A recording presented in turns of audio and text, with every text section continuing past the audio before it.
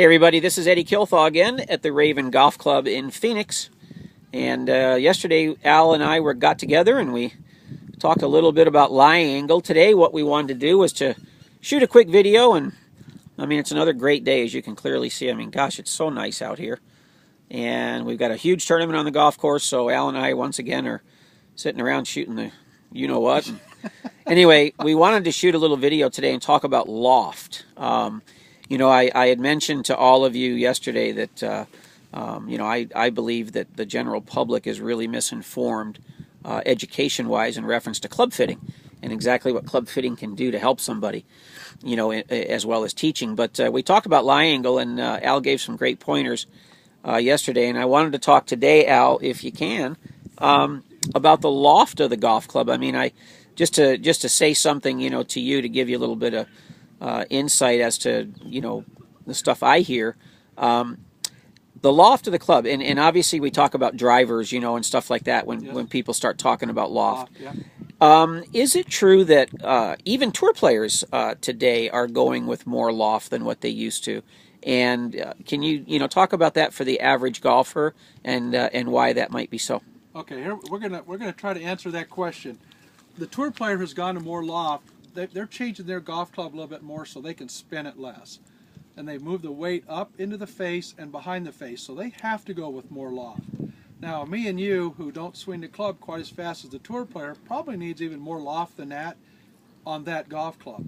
But even if you don't swing the golf club or the tour player head, which is the weights up front, you're still going to be loft, because still going to need to have loft so we can get that ball launched in the air.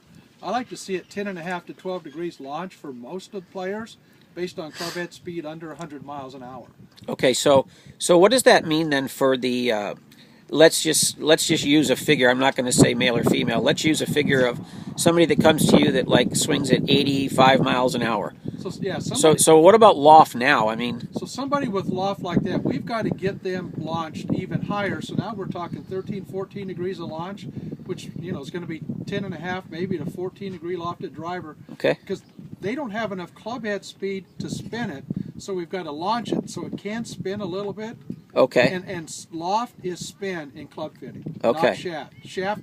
Shaft is launch angle, but spin is loft on the golf club. So somebody who doesn't have a lot of club head speed, we need to give them loft to get the ball airborne and get the spin rate higher to keep it in the air longer based on club head speed. Did you guys get that?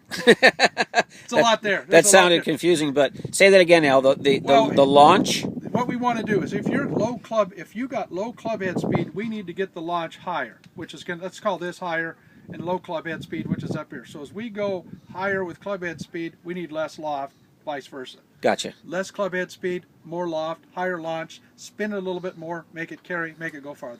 And would you say that it's always better?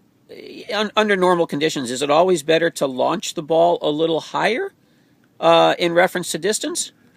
I think launches, there's two things we try to get really, really strong with out here, is launch at 10 to 12 to 13 and a descent at 35 degrees at the other end. So it's coming down a little flatter, not straight down 40, 45 degrees. So when it does hit, it will run. Okay. That's the two things we try to do with loft when we fit out here. Launch it and let it run or tumble forward. Yes, absolutely. Okay. All right. You guys got that now? Because you probably don't, like I don't, but that's okay.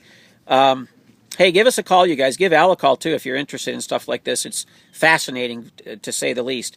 You know, he can be reached at 480-280-5560 out here at the Raven Golf Club, and you can always find me, too.